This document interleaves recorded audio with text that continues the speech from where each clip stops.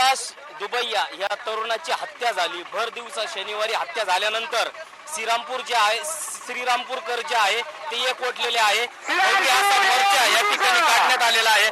आपण एकंदरीत जर पाहिलं तर मोठा मोर्चा आपल्याला या ठिकाणी पाहायला मिळत आहे। आणि या मोर्चामध्ये व्यापारी असेल, सर्व व्यापारी असतील, त्यानंतर राजकीय नेते असतील आणि नागरिक असतील, हे सर्व सहभागी झालेले आहे। त्याचबरोबर महिला देखील सहभागी झालेल्या आहेत। काय आपल्याला जो आहे मोर्चा आपल्याला काढायची वेळ आली, तुम्ही महिला देखील सहभागी झाल्यात, काय सांग?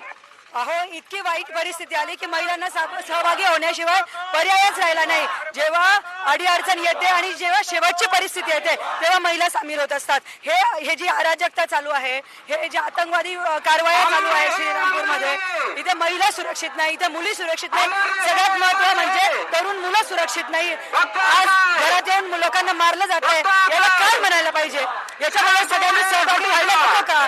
आणि तो सहभाग आमच्या सर्वांचा आहे। आणि आम्ही सगळे श्रीरामपूर म्हणून एकत्र आलेलो आहोत, कुठलाही पक्ष म्हणून नाही आलेलो। तर आम्ही श्रीरामपूरवर प्रेम आहे आणि श्रीरामपूर आमचं आहे, ते सुरक्षित राहिलं पाहिजे या हेतूसाठी आज आम्ही इथे सगळे एकत्र आलेलो आहोत। येथील जे काही गुन्हेगारी आहे यांच्यावर तात्काळ कारवाई करावी अशी मागणी जी आहे ती श्रीरामपूरकरांची आहे। गोविंद साळुंके, लोकशाही मराठी, श्रीरामपूर।